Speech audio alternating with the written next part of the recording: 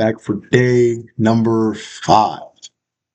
Um, I'm going over specifically verses 23 through 28 of Matthew, mainly just when Jesus died himself, right? And overall,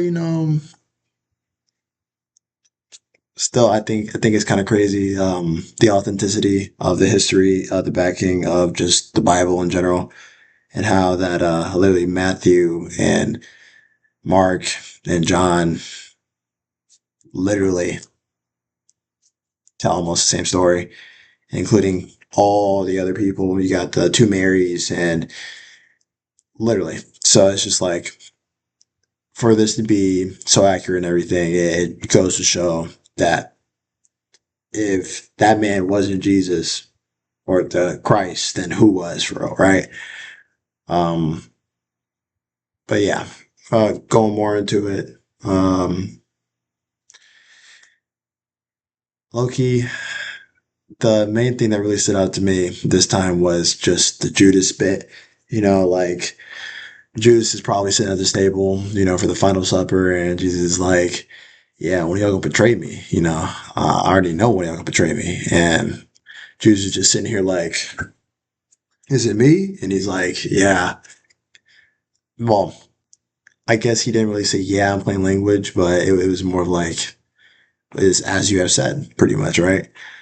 And you know, Jesus goes over to the temple, whatnot, or was it the temple? Something like that. And he got arrested.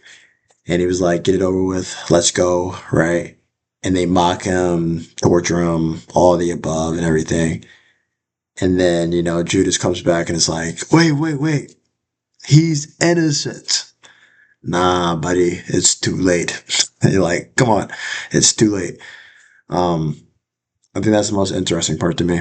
The Peter part, well, I mean, also Judas killed himself, but I reading it now, I always thought it was after the fact that Jesus resurrected that Judas killed himself. But I guess that would make less sense, especially since he probably would have turned into another Paul.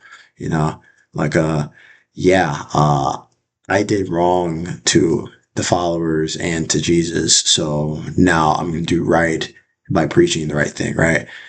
Um, Honestly, do think Judas could have changed, because God can change anybody, but obviously he didn't have the time um, to do it because it was his time to go, sadly. Um, Continuing on, Peter, not much to say. I mean, if I'm not mistaken, it didn't, well, at least in this chapter, right?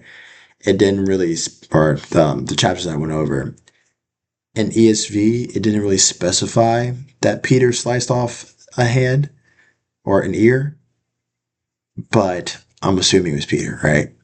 So you're telling me you doubled down, and then not even like a couple hours later, you got ladies coming out of nowhere, just like, "Yeah, he was with the Nazarene," and he's like, "No, no, no, it wasn't me." He's with the Nazarene. No, no, it wasn't me. He's with the Nazarene.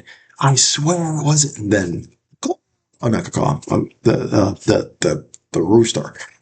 Call it crazy. But yeah, it's just I couldn't even imagine, especially after the fact when you see Jesus come back. It's like right.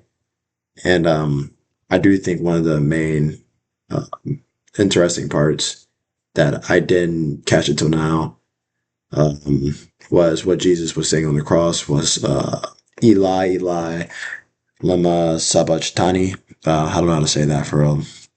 Don't come at me.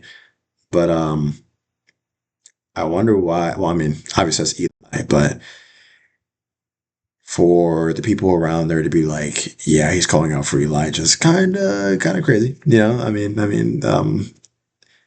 I'm I'm guessing it's Aramaic to an extent, so isn't it close to the language that they had at the time? I probably do a little more research on myself later, but overall, that's pretty much it. Um, yeah, speak. Anyhow, deuces.